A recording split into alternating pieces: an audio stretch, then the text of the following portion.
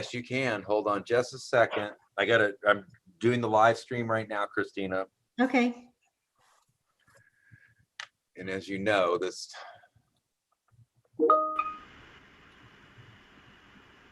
we're live. Okay, yes. Angela Banks, Christina Bennett, Present. Joe Clark, Darnetta Clinkscale, Present. Lewis Cross. Lewis, you're on mute. Okay, yes, present. Sheila Goodwin, Donna Jones, Present. Yvette Levy, Bobby Richardson, Present. Albert Sanders, Present. and Justin Stein. Present. You have a quorum. Thank you. Okay. So thank you, Kristen? Julian, for joining us and having Kristen coordinated for our educational series where two of our trustees, Yvette Levy and Darnetta Cleanscale, are working on getting a little bit more education to our trustees. So we thought that since we had a discussion, I mentioned that with you, and we thought that you would be one of our first training opportunities to educate our board. So with that in mind, we're going to be talking about Private Equity Day. And Julian, the floor is yours. Okay, thank you, Christina. I really appreciate it. Hello again to everyone else. I'm going to, I've got two screens where I am, so I'm going to toggle back and my eyes are going to go back and forth between what I'm looking at and what I'm also going to say. And I'm going to just see if I can share my screen with you all. Getting a lot of feedback. Can you all hear me okay? It sounds kind of fuzzy, but I could. We can hear you, but it's fuzzy. Yeah. Okay, maybe everyone else can mute or something if possible. Yeah. Great. Let's see. Oh, that's much better. Whatever happened was much better. Hi, can you all see that screen? Yes, I can. Okay, great. Well, like I said before, thank you all very much for having me in today, both to Christina and Kristen for inviting me in. As Christina mentioned, my name is Julian Bostic. I'm a managing director at Vista Equity Partners, responsible for our client engagement activities throughout the Midwest and Texas, which means I'm a part of our investor relations effort here at Vista. And I'm very, very happy to be with you all. We have actually had the opportunity to manage money on behalf of St. Louis PSRS for the past several years. When you all made a commitment, I think it's 2013, Kristen, if I'm correct, into our second foundation fund. So let me first start by thanking you on behalf of Vista for your continued support of our firm. And very happy to be with you all again today. Just maybe to level set a bit, I think as Christina and Kristen mentioned, the purpose of the session today is to really provide a high-level overview or continue that discussion on private equity. I think this topic can certainly justify more than a half day's time to delve into all the different nuances of private equity investing and some of the risk considerations. But I think in the interest of time, this is meant to be sort of a condensed short version of that and sort of a P101. And I think just with that in mind, I want to make sure that I'm delivering, Christina, on what you'd like for me to really discuss. So certainly feel free to speed me up, slow me down. You all have been investing in private equity for some time, so this may be quite redundant, I think, for the trustees who have been with the system for some time.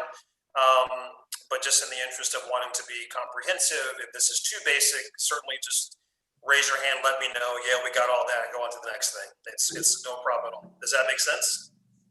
I'd just like to say that many of us are new to this. There are some who are not, but so basic is good.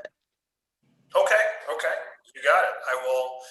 I will be very basic then. I actually think simpler is actually better in my opinion. So let me just toggle to the next slide. So this is kind of a good landing page to start, and my comments will certainly extend beyond this page. But as a starting point, I think for discussion, I think in its most basic form, private equity is really the investment of dollars into privately owned companies. We're certainly all familiar with publicly traded stocks like IBM and Home Depot and JP Morgan, even some of the newer names like Zoom we all may have heard about. At one point in time, all of these companies were privately held.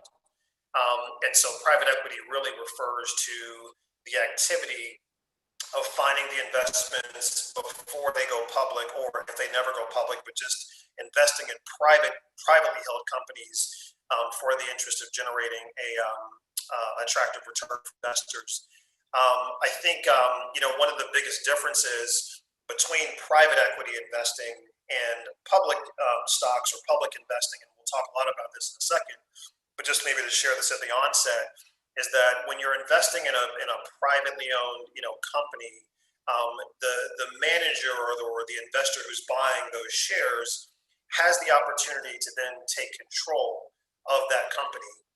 And then do a series of activities to make that company more profitable, more efficient, more valuable. And you really can't do that with public stocks, right? If you buy IBM, then you were just, you're holding on to the stock like everyone else is. You really have, as an investor, you really have sort of no ability to affect change in any way and sort of help to steer the outcome of that investment.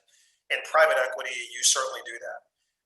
So, really firms like, many of which you've probably heard of, the KKR, Carlyle, Blackstone, Vista, we're focused on enterprise software and technology, but really the goal of these organizations is to buy these privately held companies and really improve their operations and fundamentally increase value to the company, and then make them more efficient, and then sell those companies for a profit, hopefully much larger than original investment, and then really return that capital by way of proceeds or investment returns, back to you as an investor.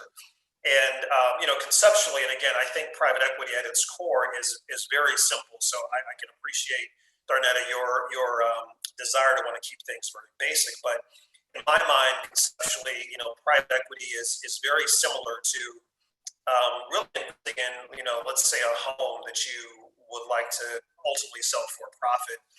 I think you buy the home, you therefore take control of the home, and as the owner, you now have the ability to make some changes to make the home more valuable. You can change the bathroom out, you can finish the basement, maybe you decide to de-risk the property, if you will, by changing the roof out, or maybe you decide to increase the square footage by adding on, an extension to the home, and then ultimately selling that home for a profit. Private equity, in its simplest form, private equity firms like Vista, we do that all day, every day, across, hundreds, if not thousands of companies, across a multitude of different industries, whether it be consumer products or the educational space or technology, which is where Vista is. I just want to continue to underscore the point that investing in technology at its fundamental level is actually a fairly conceptually simple investment asset class or investment to understand.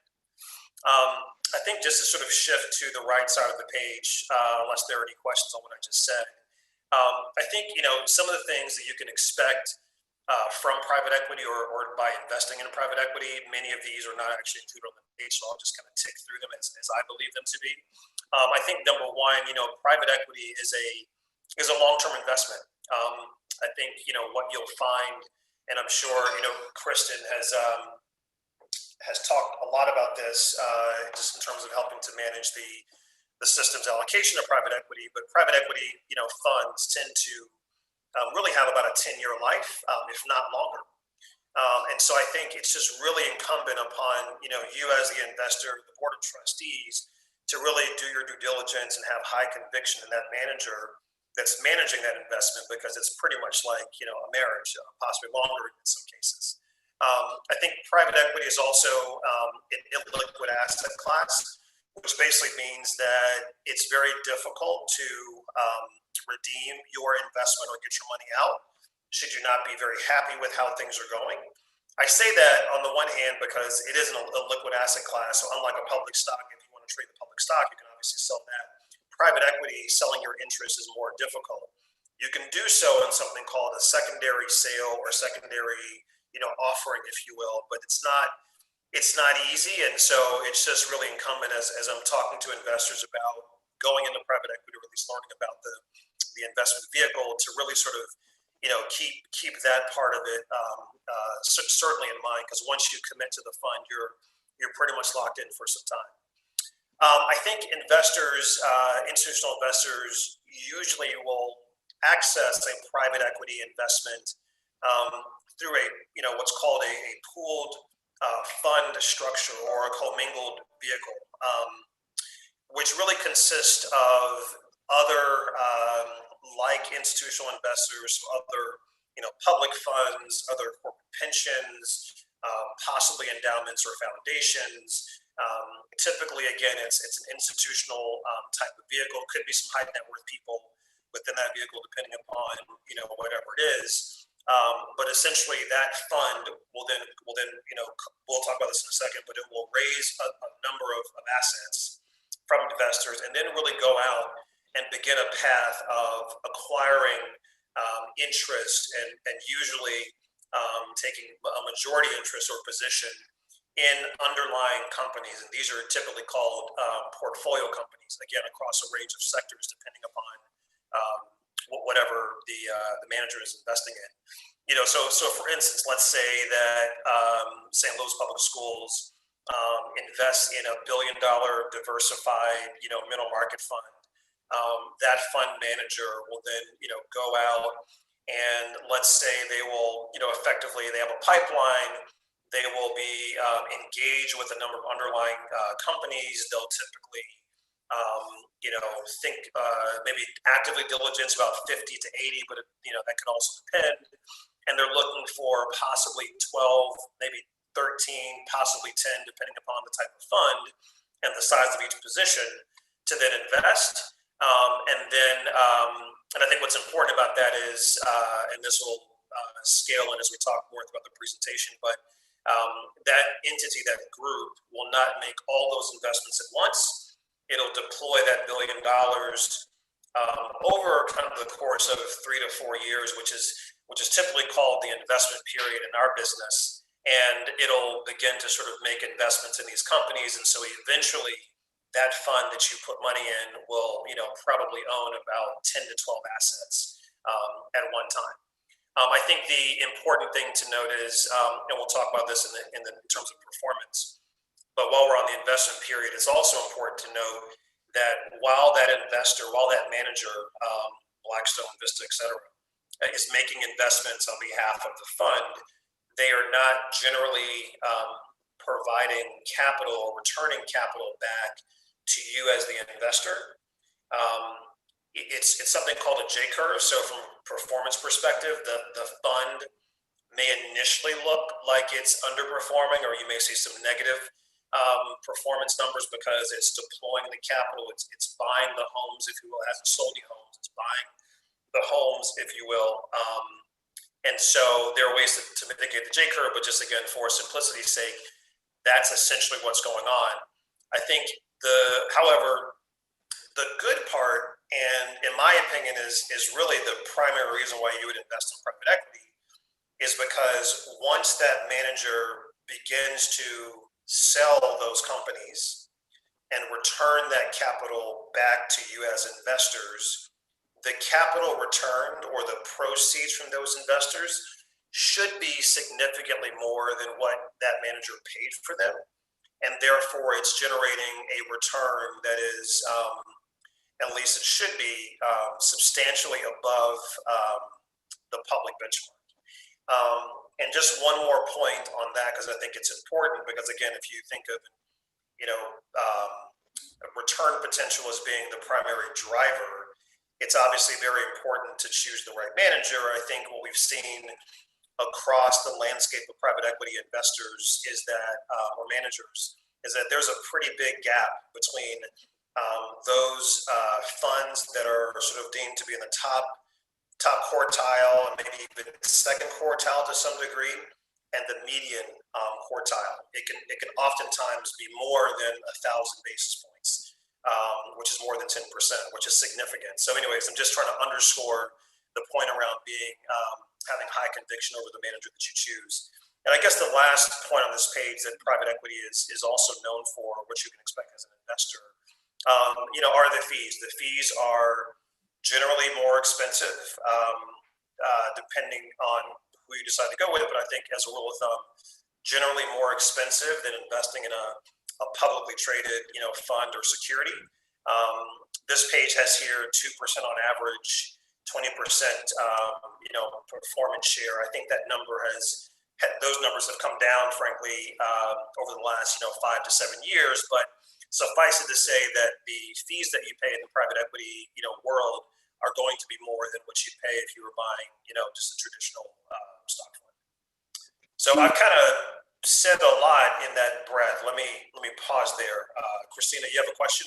I have a question. So one of the things that I wanted to backpedal a bit is when you mentioned pool funds or commingled funds. So what that means for us as a retirement board is that, like you said, I would make it comparable to putting your money into a mutual fund.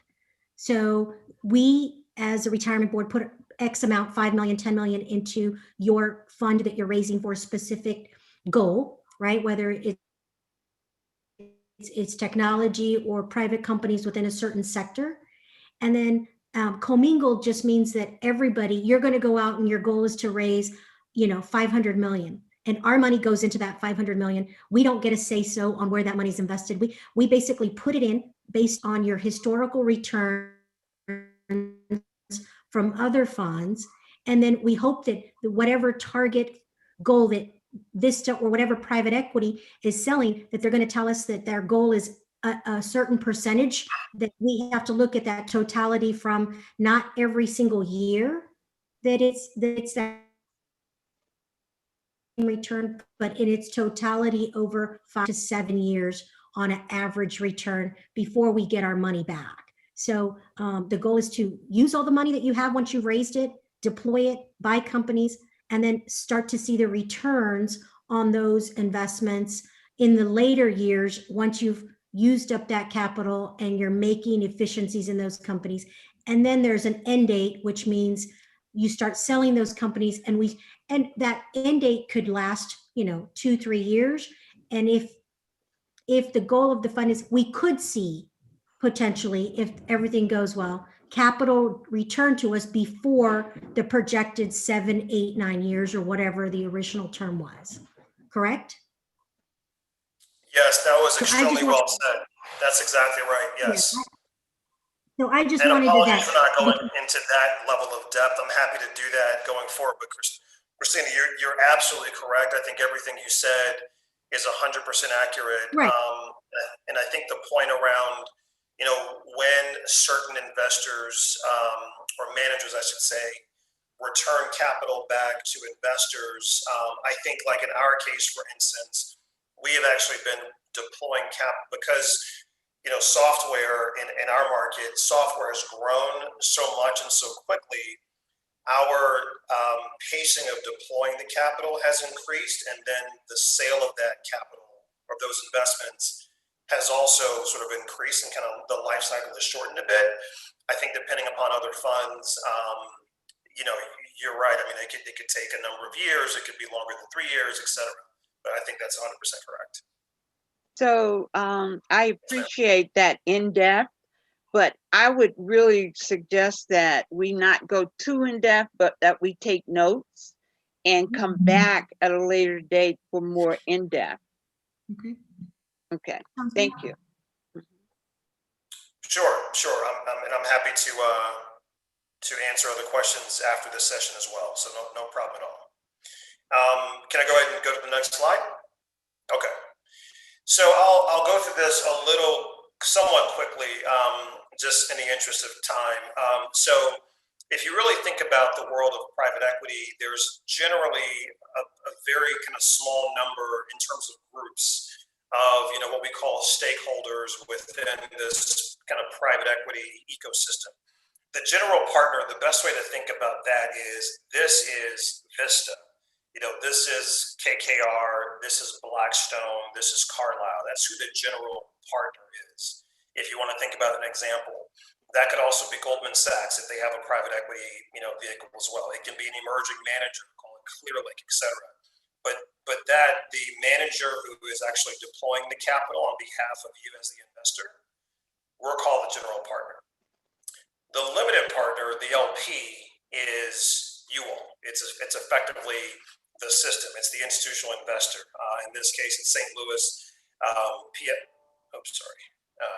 lost something.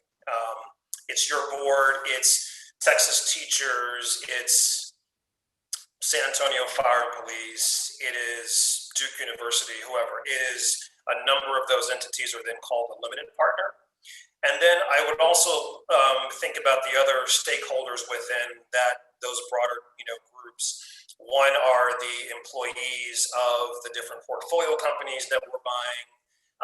They certainly have a vested interest in how things turn out from an investment perspective. The customers of those businesses are all sort of involved in this ongoing process of hopefully making that investment that much more profitable. But I think what this page does is sort of just provide you with a very kind of simplistic view on the different groups within private equity. Any questions there? No? Okay. And so this next page just kind of gives you a snapshot of what Christina was discussing a little while ago, which is sort of the life cycle of a private equity fund. And I'll sort of just take this and it's all very sort of simplistic, but let me walk you through kind of what that pie looks like, or at least what the cycle looks like. So generally a fund like Vista, we will decide, okay, we are going to raise, call it $1 billion as our next fund to then make investments into software companies. And so at that point, we begin a period of going out and marketing ourselves to, again, you, the institutional investor. And we will then talk about our track record. We will talk about our investment teams. We'll talk about investments that we've made in the past, how our performance is done. It's an opportunity for us to effectively introduce that new fund, that $1 billion fund, that's going to make these investments to you as the investor, which we call effectively the capital. There's a bunch of different names, but capital formation is one, fundraising is another, marketing is another one, et cetera. But I think you pretty much get the gist.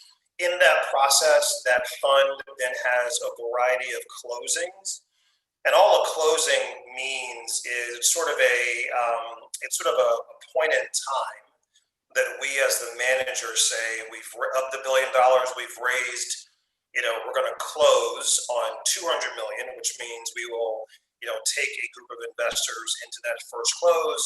We may then take that $200 million and begin to deploy those dollars to buy an investment. We may have a second close that could be $200 more million, $300 million until we get to our $1 billion number, but they generally happen in closings like that.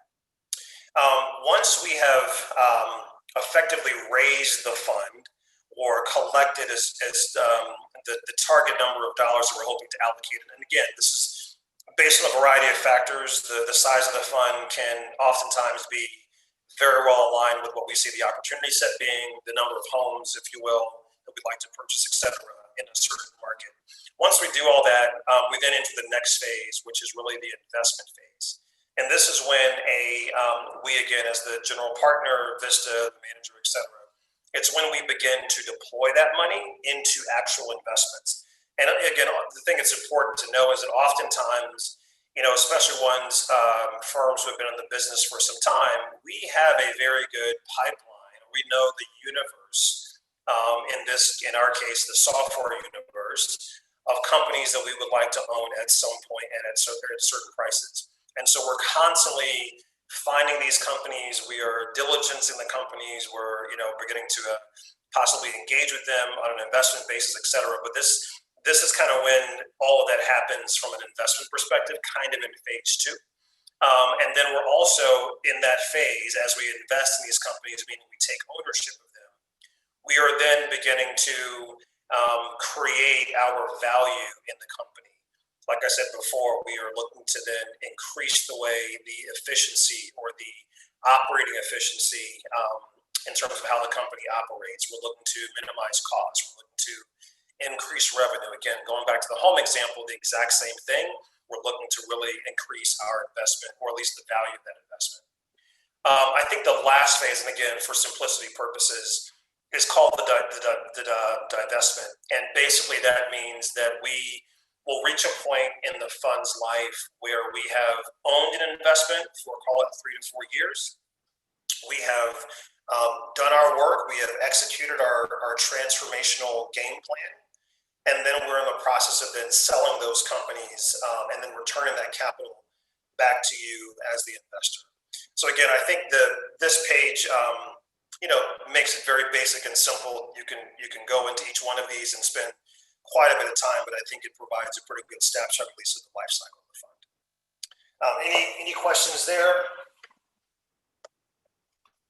from anyone? Christina, keep going. How am I doing? Okay. All right. Oh, Julian, Yes. this is Justin. I have a question. Is there like an average number of years that this cycle takes? Or no? So that's a great question. You can think of this as being, again, private equity funds generally have a 10-year life. So think of the capital formation or the marketing period as being about a year. Then think of the investment period as being about 3 to 5 years.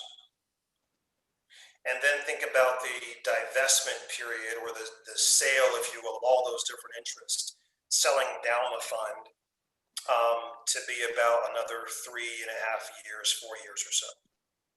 So that kind of gets you to a 10-year average life of a private equity investment. Thanks. Thank you. Sure. Great question. Anyone else have a question about the life cycle?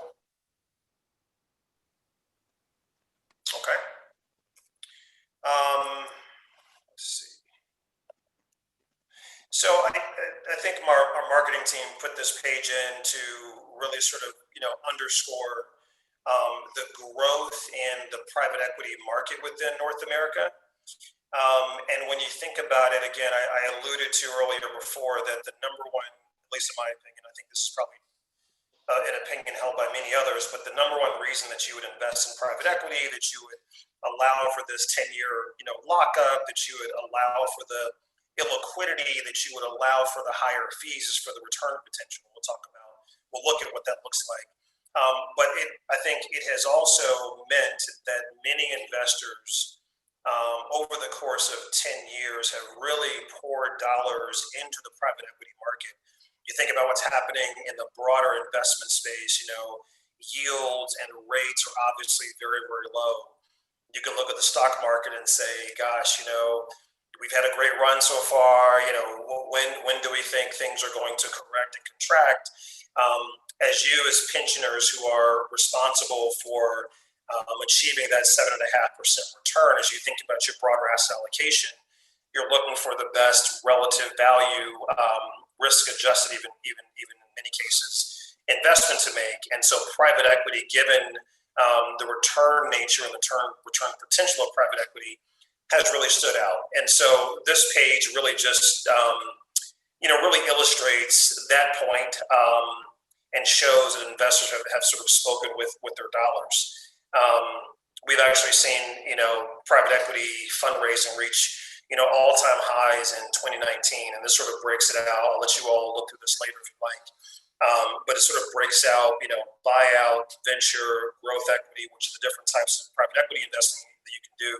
Maybe we'll save that for another conversation. But these are really, it just sort of, again, amplifies the point around the attractiveness of the private equity market and what that's meant to institutional portfolios kind of over time. I think this is just another way to say almost exactly what I said. I think that the difference here really sort of shows, what the buyout, venture capital, real estate, private debt investing. It just shows you what the differences are in terms of the capital that has been raised kind of over this significant period of time. Christina, is the board familiar with venture capital, or should I go into that at all, or should I kind of leave that to the side, or no? We can leave it on the side. We haven't really discussed private venture capital.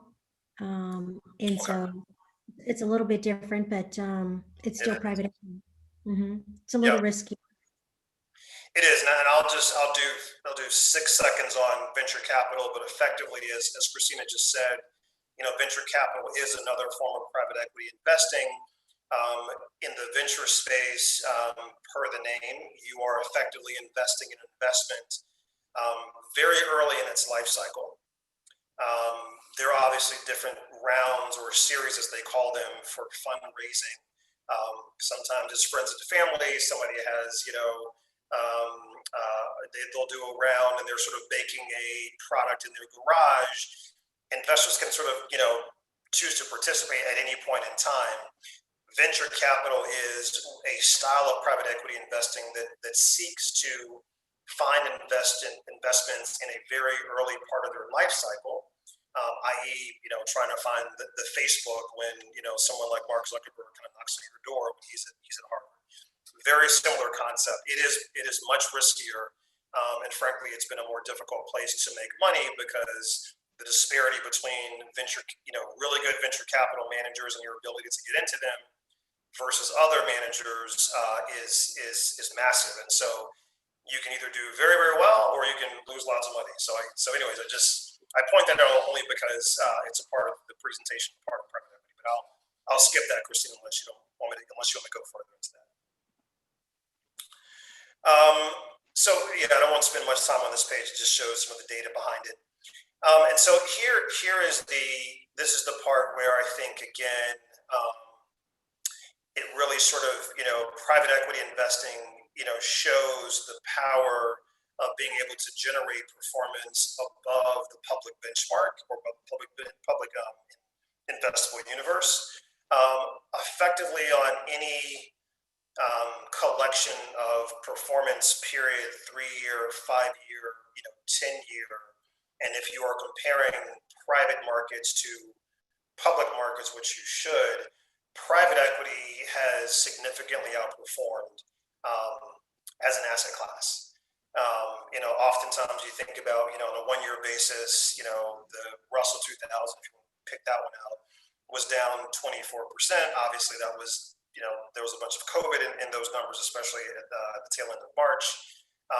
But even on a 3- and 5-year basis, private equity has continued to outperform the public markets. And again, this is why you would even invest in private equity, because otherwise it doesn't really make sense to, lock up your capital and to, take the liquidity if you don't believe that fund can generate something that's very attractive.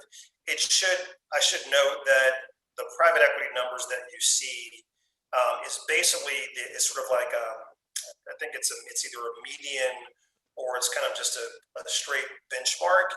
There are many managers that perform well above the numbers that you're seeing here when compared to public markets. But again, just for sort of, illustration purposes, we want to compare a private equity index, if you will, to a public market index. Any questions here, or Christina or Kristen, any comments here that you'd like to weigh in on? No? Okay. Alrighty. So this page, again, I think a lot of it just, sort of visually just shows you what we just talked about. There are some this is a collection of private equity managers. And I gave you a few at the beginning of the presentation, but of course, you know, the Carlyle Group, which I'm sure you all have probably heard of before, Blackstone, KKR, some of the, you know, very popular names, Apollo. Some of those are even publicly traded firms. And then the ones that are not publicly traded, but still, you know, leading in their respective fields, Vista is one, Insight Partners, Thoma Bravo. Again, these are probably names I would imagine that you all may have come across or heard of, certainly in our case, because we are managing money on your behalf, but others I'm sure you probably have seen as well. So nothing too illuminating on this page. It's really more just, you know, demonstrating what I just talked about. And I think, you know, again, I covered much of this up front as well, but it talks about, you know, again, private equity investments, they're long-term. They typically have a 10-year life. Sometimes, depending upon the fund you get into, there could be an option to extend the life of the fund by 1 or 2 years, something that we've seen to extract additional value or give the manager more time. The minimums here it's really for kind of, you know, qualified or accredited investors. But in your case, as an institutional investor, you probably still have to meet a minimum, I would imagine, but I think just given, again, the system side, I don't think that would ever, you know, be an issue. And then liquidity, as we talked about earlier, private equity investments generally do not provide liquidity early in that 10-year period of time, or you can't really sell your position to someone else. Again, you can do it in the secondary market, but again, we'll save that for another conversation, but just important to really kind of understand the dynamics of the private equity world. Anything else to add here, Christina or Kristen? Oh, no, okay.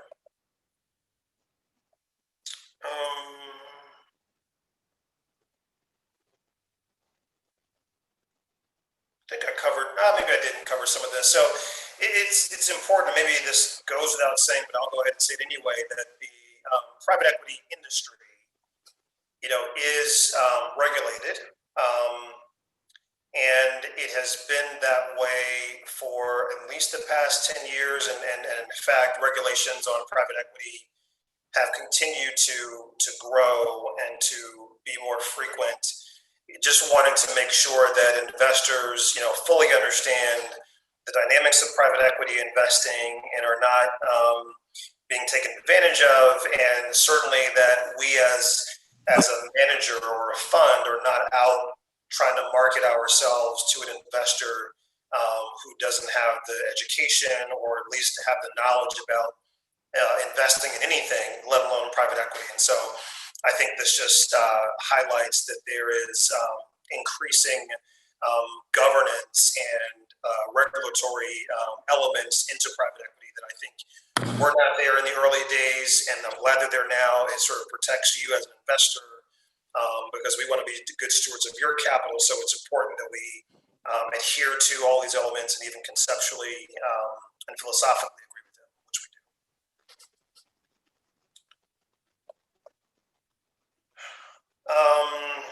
I had a question. Yes, please. What does SEC stand for?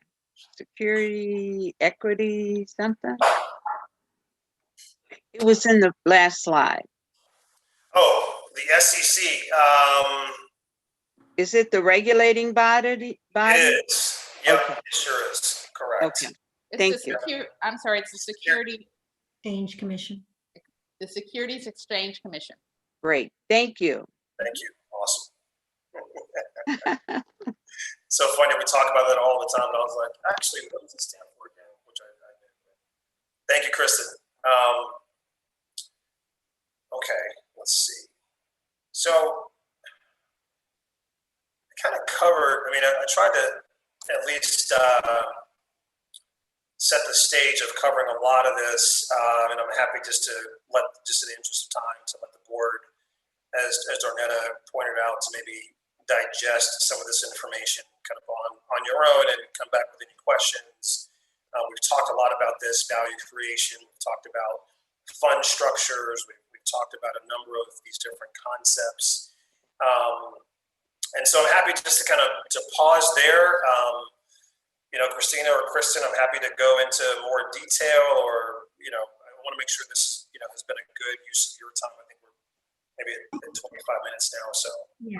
Christina? And I think it's been a good use of our time. I think that if everybody reads this and we come back with questions, that I think that Kristen can answer those at our, because we still have an agenda for today to talk about Sure. some actions that we need to take. But it's been great. I think this helped quite a bit. It gives everybody a baseline level of what private equity is and some of the terminology. So I mean, I think that I hope that everybody agrees it was helpful and it was a good start to our educational program. And I really like those last two slides I saw, because that's where we can pick out different parts that we can come back with a more detailed explanation. So those last two slides are going to be really valuable to us, I think. So I would have everybody take notes, ask, make a list of questions, and then we can send them to Kristen so that we can follow through and it's fresh on top of our mind. Because private equity is something that we do invest in on an annual basis. We try to. So it's good to have that basic borderline understanding and then ask questions when presentations come through, so that we know what to ask for and what to be prepared for in presentations. Thank you, Julian. Julian, I want to say thank you for taking Really. and making it available. Oh, it was my pleasure. Thank you very much for inviting me. I really enjoyed the conversation today. And if you do have any other questions, or if I can be helpful in any way, shape, or form, Kristen and I are in touch. So I'm happy to be a resource to anyone on the call. All right. Thank you, Thank Julian. you. Thank you Hey, so no much. problem. Thank you. Have a great day. Bye-bye. Okay, bye now. Thank you, Kristen, for arranging that. Yes, If Kristen. no objections, can we move into our agenda for today? Where do you go? I don't have the agenda in front of us, Andrew. Andrew's on mute. Hey, Sheila. Hey there, Joe. What's up? I'm sorry, Christina, I had mute on. Oh, that's okay. There were 4 items on the agenda. The next one was the LMCG situation. I think that That was loud too. Kristen, if you want me to put the letter up or your analysis, I have that. Would you like the NEPC analysis up? Sure, that's fine. Okay, hold on just a second. I'll put that up for you.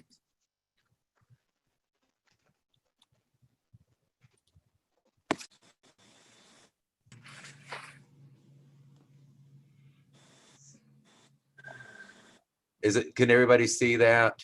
Yeah, I can. Is that So it's- better? Yeah.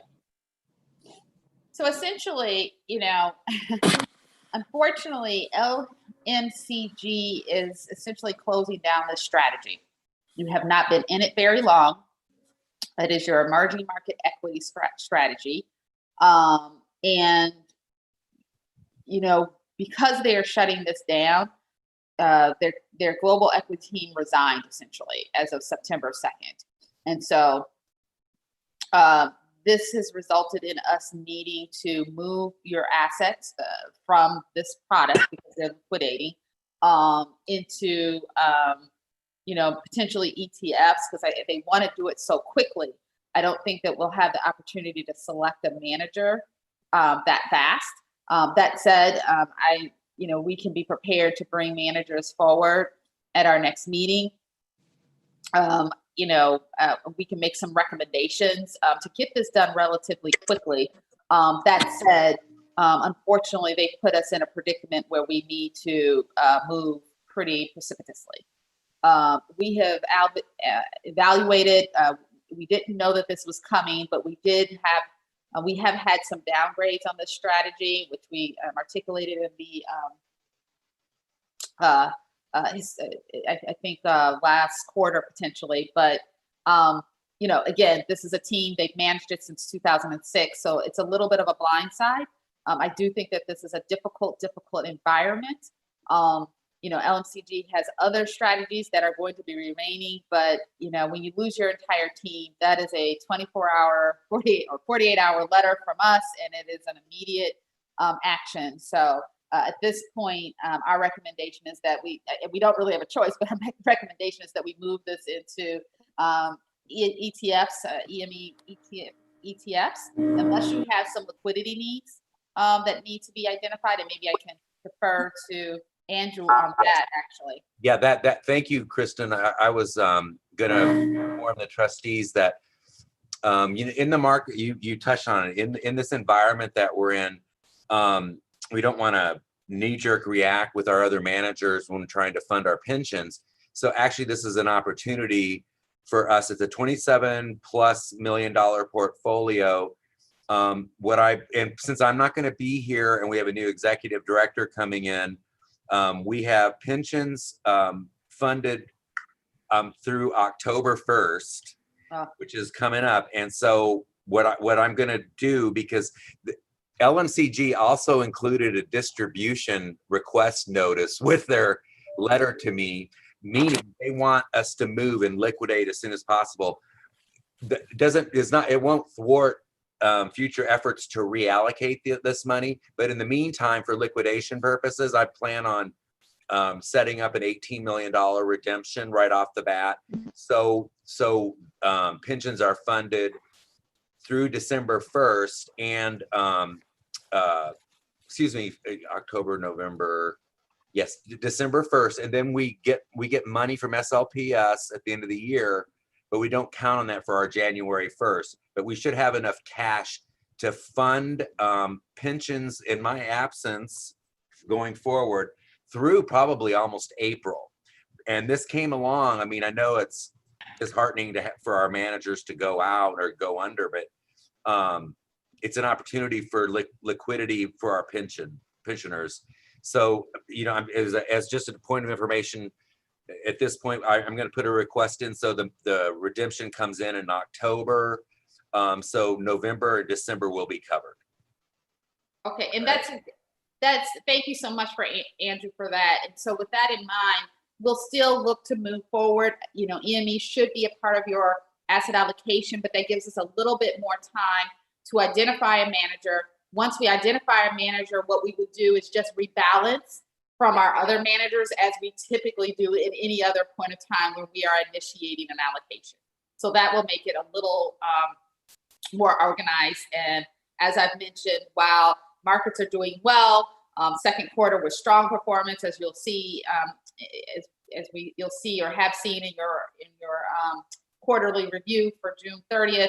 The reality is we are still within the pandemic. We're still in the pandemic, so we don't know if we're going to have another dip or not. And so having adequate liquidity is appropriate. Kristen, one other thing too, that'll leave approximately $9 million on account, until the end of the year. So when the board makes a decision to, because there'll be a motion coming up where LMCG will be formally terminated and liquidated. If with the new executive director, if you could just help her realize that she's going to have to put another request in for redemption and send them a formal, we're notifying you that at this meeting, the board decided to, per your fund closing, to terminate your services and liquidate the fund.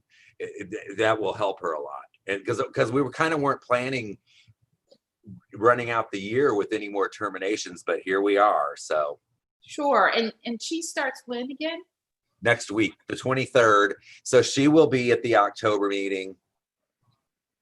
So maybe what we can do, and maybe Andrew, you can put us in touch. We can schedule a meeting, and I'd be happy to sort of walk her through some of the things that she's going to have a lot to do with all at once. But I'd be happy to, if you would put her in touch with me, or however that works, we can even start setting up meetings this week, or give her a few days. 23rd is that's actually a Wednesday, so maybe the top of the 28th, 29th, we can talk.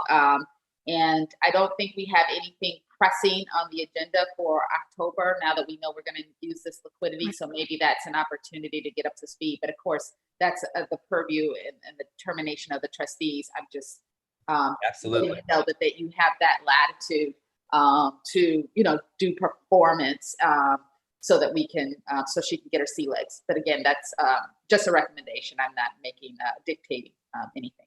So. Okay. Could I just say, I mean, you know, it Andrew, may so, be a good idea tonight- that either Christina or Lewis, but specifically Christina, it would probably be good for her to sit in on some of that, you know, so that she'll know Yeah. what that individual is receiving, and you know what I'm saying? Yeah, I would hope that Christina and I can sit in as well to kind of help guide her through after Andrew leaves, and also get up to speed on exactly everything that she has on her plate. Yes. So Kristen or Andrew, for tonight, so we definitely need a motion to Yeah. terminate, or do we need, a motion? No, you're not going to term them yet. But we need a motion to redeem? No. Don't need. You don't need, because we would, I would have to take money from a manager anyway. Okay, So, you know, and when you terminate them, when you decide who you're going to hire, how you're going to do it, if you want to terminate it and liquidate right now, that this wouldn't even go forward until October anyway, until the October board meeting. Because Mhm. it's just a recommendation from the committee. So in lieu of that, I'm just going to redeem 18 of the 27 now. so the remaining 9 million will stay in ETFs until we terminate, correct? Yes. Okay. Or if, because I think do the ETFs, when, Kristen, correct me if I'm wrong, maybe in the memo, when are they moving this over to the ETF? Is it on the 31st of December or is it now? No, it's now. Now, I think. It's September 8th. I think it September. already happened. Oh, Yeah, it's okay. like it's I think it September. already happened. Yeah. Oh, and then I would just hold them in the ETFs until you term the 9 million, because I'll redeem it. The money will come in right after the beginning of the first quarter or the fourth quarter, that first week in October. So there'll be 9 million left. Okay. And then if you get nervous, you just instruct her to redeem the remaining of it and make a motion, and then you can do it at the full board meeting on October. Right. That makes sense? Yeah, I have a question. If it's possible, Andrew and Christina and board members, could we get this done while you're still with us, Andrew? Yeah, yes, Lewis. Then answer your question about the redemption. Right. I am. Yes, I will put it in I think I wrote down the 28th, because there's a period and a trade date +1 where it actually gets you have a trade date and then they have a +1, but you have to give them a 3-day notice. So it takes about 5 days to get the funds back. Okay. So I will do it on the 28th. The 2nd is a Friday. It's that same week. Mm-hmm. So the redemption will be sent in on Monday, the 28th. And the funds should be here on October 2nd or October 5th at the latest. Okay. Is that okay with you, Chris? That's totally fine. And then I guess, Kristen, one of the things that we'd like to see is maybe a replacement. Some names. Is that okay with all the board members? Yeah. Anybody object to that?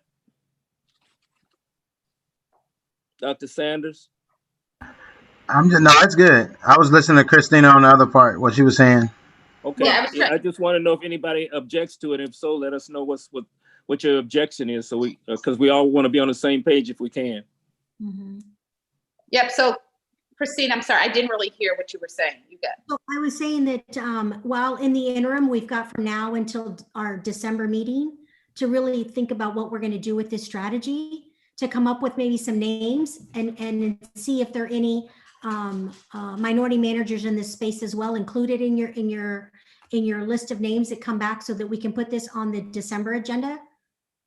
Okay. Do you have someone in mind just right off the top, Kristen? We have a preferred list. Okay, great. So I can provide that, and it may make sense. You know, we don't want to kind of have a huge amount of numbers, so maybe I can work with, you know, the chair, Christina, to see kind of how we want to present that from a narrowing down standpoint, because there are going to probably be some managers that just don't make sense to. I mean, we can show you that we funnel them out, but they probably don't make a ton of sense, so that we can streamline this and get this done as soon as possible after. Okay. If that makes sense. Again, Kristen, it's just a is it- recommendation. Can I ask a Sounds- question, Kristen? I mean, Yes. Christina of Kristen. The small cap emerging markets space for money managers, it's limited to begin with, right? Yes. Fairly limited in the United States for, yes, that's what I thought. So you won't have a large pool to begin with, but that being said, instead of a 50 or 100 managers in this space, it's probably more like 10 or 12, correct? And then you'll whittle them down. So it's probably Okay. a little more than that, but still, our preferred list is probably anywhere from 6 to 8 names. Right, and this is global, this is emerging manager equity. Right. Yep. Mhm. International space. Yeah, in the global. All right, I just have I know I'm just like supposed to be the co-chair, and I'm still learning a lot because I'm listening right now. But I guess when those decisions are made or meetings are made, even if I can just come in and listen, if it's just to Absolutely. listen, not because I can't make recommendations, but even just to listen, to continue to try to learn, to grow. Yeah, Yeah, you're supposed to be there anyway, Al. yeah. In answer to your question, Al, just so you know, 3 trustees can attend any meeting together, and it's okay. It's when you get that 4th that you have That's when it's a you have a problem. problem with call. It's a regular meeting. You don't have to make announcements or anything. So the 3 of you with Lewis and Christina. Christina. That would be, yes, So that you, would be wonderful. right? So Christina, you and you, Al, Christina, and myself. That'll be fine, right, Andrew? Yes. Right, because we have to stay Okay. within the sunshine law. All Mhm. right. So we'll try to do be in with Andrew and Sue on all the transitional stuff. Okay. So no motion needed on that. Andrew, what was next on the agenda, if we're okay to move forward? Yeah, there were 2 other items, and I just put them on there unless the trustees want to go into depth on the Q2 performance, because there wasn't a meeting in August, but I did send that. There was one document. It had both the regular IPA information on the for the managers other than private markets. Ooh. Private markets was included in that packet. Okay. So those are the other 2 items is performance for the Q2, and that's it. Kristen, what is your pleasure to go over? So it's a little bit, shouldn't say still, but I'm happy to go very quickly, because I know we've had a long meeting already over the performance. I think that makes a lot of sense. I don't know if you want to go to that, Andrew, if you want me to share my screen. Yeah, if you want to the one thing is, when I've talked about this before, do you have specific slides that you want to show? Because if you show your whole document, that's becomes public of our. I got you. So really, yeah, maybe just, I'm sorry, I should have done the page numbers. Maybe just, actually, if you want to just show page 8, because I think that's the most relevant, and I can just talk to that, and I don't actually have to do the slides. Yep. Let me open mine.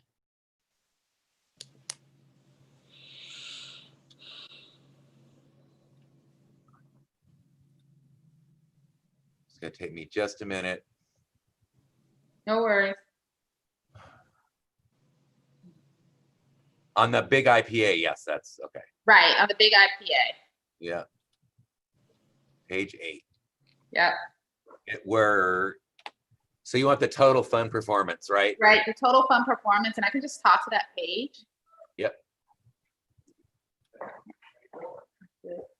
So There you go. you have it on the screen? You see it now? Do I see it? Yeah. Oh, but it's kind of, you know what? I'm gonna probably, Make it a little larger. Is that better? or I can even, you know, maybe I put it on my screen and it's fine. Okay. Just hold on. Okay, there we go. I'm just gonna use it on my. So you know what? I just want to highlight the performance was up 12.3%, which ranked you in the 62nd percentile. And so while that may seem below median, I think that, you know, it's important to really see the trees through the forest or the forest through the trees if you want. Your allocation index was only up 10.4%. So that's about 200 basis points up from what your allocation index showed. So that means that your managers did well for you. You were able to have alpha from your managers. Your policy index, and for those that are new, just as a reminder, the allocation index is essentially your current allocation with passive managers. So no alpha or no excess return that might have been generated by your actual investment managers. When you look at your composite compared to your allocation index, and you see 12.3 compared to 10.4%, that shows you that you had right around 200 basis points, a little over 200 basis points of, or 2%, I should say, of outperformance. So that is a positive. Your policy index was up 11.4. That's saying that if you were at your target, because anytime, you know, there's market movements, you won't be right on top of your target, but if you were on your target passively managed, you would have been at 11.4. So even still, you did beat the index during that time. Now, you might ask, why are we sitting in the 62nd percentile? Well, that is because if you see that fourth line item, that is the peer universe. And the peer universe is going to be a culmination of asset pools, pension funds, similar to yourself, between 250 million and $1 billion. And so this says, okay, some of them did a bit better at 12.6%. But again, their asset allocation would be very different. You have a very diversified asset allocation. Those managers that were heavily weighted into some of the equity markets and maybe not as diversified would have done better than you. But again, as you always know, the pendulum swings the other way. And contrary to to this performance, when the markets fell out, the bottom fell out, things like your private markets actually provided a bit of a cushion because they're not marked to market daily. So it smoothed out returns. So again, the pendulum swings both ways, and there's two sides of the coin to look. But if you ask yourself, you know, what would have really been a detractor from performance, one of the areas would have been your Edgar Lomax portfolio. Your Edgar Lomax, which has been an extraordinarily strong portfolio for you all for all the way through about 3 quarters ago. They represent about 7% of your portfolio. They were trailing from a performance standpoint. And so that did have an impact on the negative side. Your SMID cap managers actually did relatively well. They were somewhat median, but you know, I always say, maybe you can go to the next page, Andrew. Okay. I think that should be, I hope that's where I want you to go. Oh, you went to the next page, but I didn't. No, actually, let me just give you the page to go to. I'm on mine.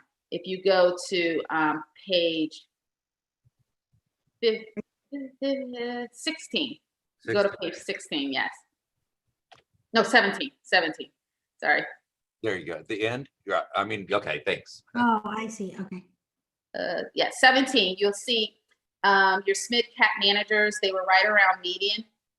But again, at median, you had Westfield at 32%, Systematic at 18%, and DFA at 21%. So again, those are really strong numbers that are coming forward. It shows that the benchmark or the index was just performing extremely strong. So they were over, you know, the 50th percentile, which is not typical. Your international portfolio did well for you. You landed in the 27th percentile with strong returns. Total portfolio in your total international equity was 19%. Now, where you may have seen a little bit of a struggle is if you turn to the next page, page 18, Andrew. Yep. Mhm. You there yet? Mm-hmm. At page 18, you would have seen that your emerging market performance was 22%, despite the departure with LMCG. Actually, the departure, or maybe their wind out, they actually were the 11th percentile with a 28.2%. So while they are closing their doors, you were able to do very well with them. It's a short-term portfolio because you invested in them in September 2019. So yeah, so we, Year. yeah, sorry. Just 1 Yeah. year. Yes, 1 year. Yeah. So that's unfortunate, but there are other managers out there, and we continue to be committed to that particular asset class. When you look at your global equity portfolio, exponents, managers done well, 20% return. So I think you're starting to see the theme here that performance has been really good in your equity portfolio. If you turn to the following page, Andrew, where you start to see some red a little bit, in particular on the year-to-date and 1 year rankings, is going to be in your fixed income portfolio. Now, your top line number at 6.8% is relatively good. It's above your target, but again, the index did have strong performance. When you look down at that core, you'll see that Ernest Partners is the area that really struggled for the 3-month time horizon, with exponents being really strong at 6.1. However, I think you got to keep in mind, and I always tell you, this is at one point of time, right? And so Ernest Partners, when you look since inception, they have added value. Last year, if we were looking at these numbers, they would have been adding value. So we never want to make a knee-jerk reaction. The performance is not reflective of any sort of damage to their process, if you will. We do feel that they have a strong process, but security selection was not as strong during this 3-month period. When we move to the absolute return bucket, as you can see, solid performance there, 8.8% return to the portfolio. So again, while you're seeing yourself in the 62nd percentile, when you disaggregate those numbers, you see that you have some really strong numbers, which are above and beyond your expected return bogey. So, Kristen, so just as a question, I know that we're going through the pandemic, and I know that we're seeing some swings here in the portfolio, fixed income and international, and rightfully so. But is there anyone that we've looked at on a watch list that we need we really need to pay attention to on a quarterly basis for the third quarter to see? Causeway is international and they're in red, but again, it's a point in time. Yep. And so while they've been since inception, they've been positive for us. Can we get that watch list just to see where we are, to make sure that we can just There's a due diligence report in this report. knock off his trustee? Yeah, there is a due diligence report in this report, and maybe just to tie this up before we go there, yes, Causeway's performance in July is not as strong, so they would be one that we would be looking at. Again, don't think that their process is broken, but any time that you're seeing, a lot of red, if you will, and not any turnaround consistently, so they turned around for the 3-month, but then July is a little bit lagging, we want to pay attention. Right. Okay. And then in your hedge funds, solid performance. In trust, which is winding out, shows really red at -1.1. They have very little assets, so I'm not sure when you're going to get your total return back, your total assets back from that, given that that is a investment that you're out of. But the other two, Grosvenor and Whitebox, continue to post solid returns.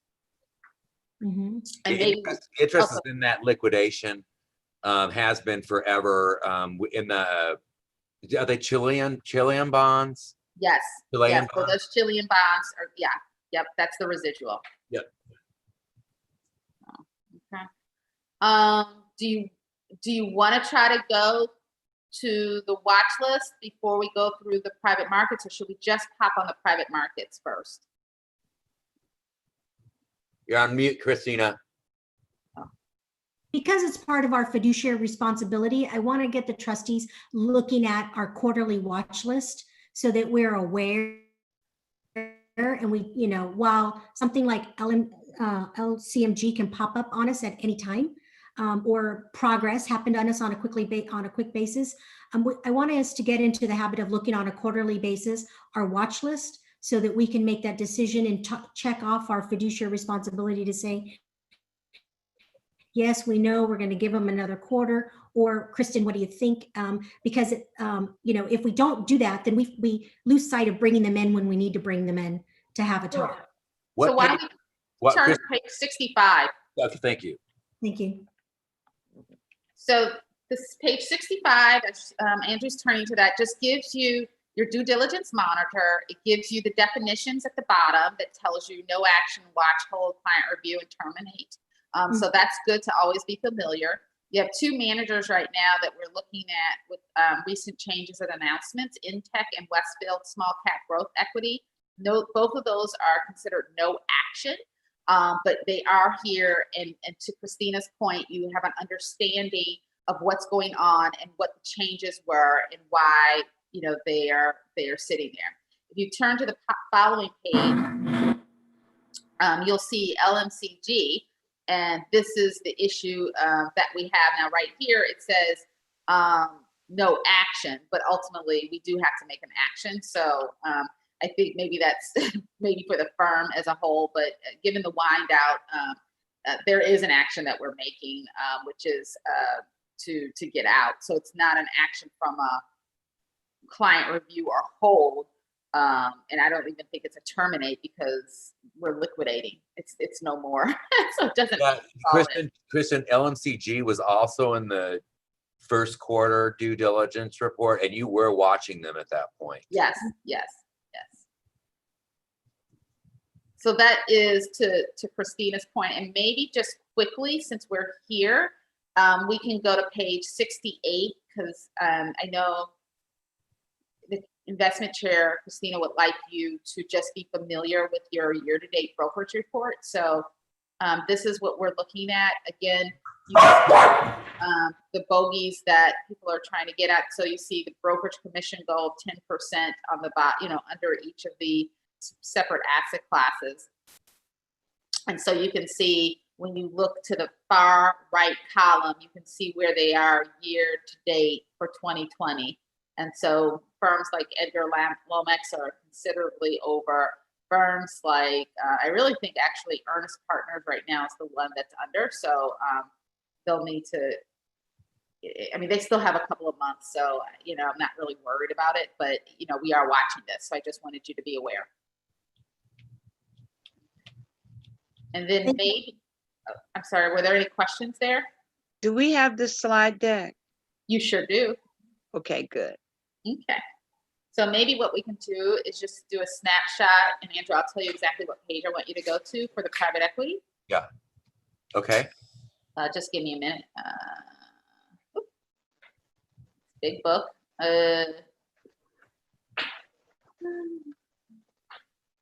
Maybe we just go to page 33. Okay. This is a good overview of all of your private markets. Is that it? Mm-hmm. And what you see is analysis by strategy. So this is going to have all of your private equity, which would be your buyout, direct lending, distressed, fund of funds, growth equity, mezzanine, secondaries, special situations, value add, and venture capital. So this is exactly what we just had the education on. Okay. So the strategies that Julian was going through, you are already invested in. And so, which is great as to why we went ahead and had that education, given the fact that you're already invested in it. But what you can see, the darker green bar, and at all the way, if you scroll to the right, it says 10.39%. So that's going to be what your return has been over time. So that is exactly where we want it to be. You'll see there's certain areas that have done really well. The area that hasn't done well has been your special situations fund, which is Composite Holdings. And that was an investment that was made in 1996. So I can't speak on really why it's been gone. You know, you've been out of it for some time, and that obviously predates. Yeah, that predates everybody. Just about. Right. So I just wanted to give you kind of that analysis so you have an idea of how you should be looking at it. If you look at the pie charts, you have two pie charts. One is your private markets valuation by strategy. So that's just kind of the dollar amount that you have in percentage basis. And so you'll see the various strategies. So the large green is direct lending. It's not a surprise there. We like direct lending. It's done really well for your fund. And then if you see exposure by strategy, not just by dollar, you can see that as well, because there is some overlap in the strategies, or the funds, I should say. They may include direct lending and secondaries as an example. And then if you turn back to page 32, now that I've explained how that you want to look at this, if you turn back to, page 32, you can see that you have 3 line items here. So we just talked about private equity, but you see you have private debt, and you also have total real estate.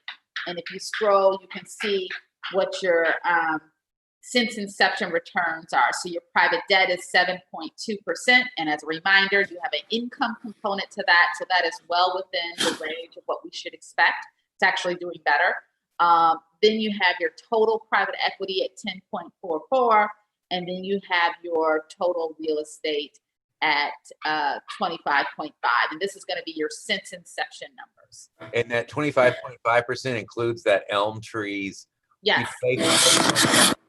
Yes. We weren't in that very long either. And they did really well. They sold that fund and we made quite a bit of money. Yes. So that I would imagine next year or whenever the private markets will have to look at another real estate fund. Right. Oh, yeah, Andrew, FYI, they're raising another fund. Yes. Thank you for saying that, Dee. They've been bugging. Elm Tree has been bugging me too, because of guests. They're coming back to us because we invested in one, we got great returns, and they want another opportunity to have us invest in their next fund. Their closing is supposed to be at the end of the year or maybe first quarter. I don't remember the dates, but that is something that we want to look at as well. And see what their strategy is. The last 2 funds, basically they've invested and they have a Chinese investor that has basically bought them out on the last 2 funds. So that's why we have a really good return on this. And then I guess that's what we talked about today, that sometimes we think it's going to be a long-term and things happen and we get our money back sooner than we thought. But this one was a good return for us. So Kristen and I are talking about, if we're going to be able to meet that next deadline for Elm Tree, and look at again for their real estate fund that they're raising now.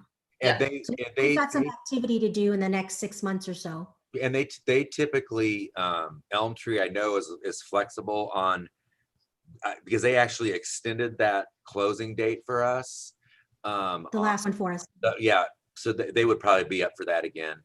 Because it is pretty a quick turnaround for 3 months. But, that being said, I think that it probably needs to be addressed sooner than later. Absolutely. Yeah, and that's something that Kristen and we'll get on the call. And when we talk about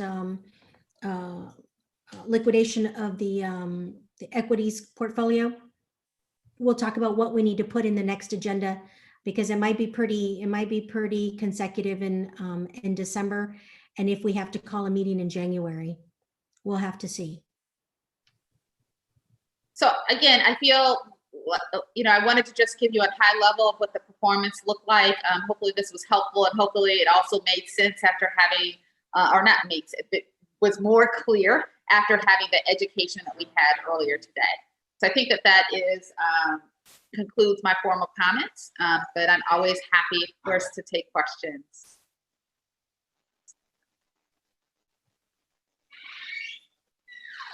Okay, was good. Well, it was great to see everybody's face. Thank you, Kristen. It was like it's been a long time. Andrew, I'm gonna miss working with you. Where are you, Andrew? I see you there. So I'm gonna miss best you wishes. too. Yeah. You take care of yourself. Thank I you, will. Kristen. And again, you're in our prayers. I appreciate it. I appreciate all your prayers. Thank you so much. Okay. Okay. Andrew, do we have any agenda items that we need to address? Anyone else have any That items? concludes the agenda for today. If that's the case, I would like to ask for a motion to adjourn the meeting at 6:05. I'd like So to make a moved. motion that we adjourn the investment meeting at 6:05. Second. Second. Sheila, thank you. All those in favor? Hi. Aye. Aye. Thanks, everyone. Kristen, Thank we'll you. touch base. Andrew, thank you very much. I hope you love the balloons, the strawberry cake, and you'll have to let us know. You know what, Andrew, it's only fitting if we can come off of live stream, and then you can show us what's in the bag. Okay.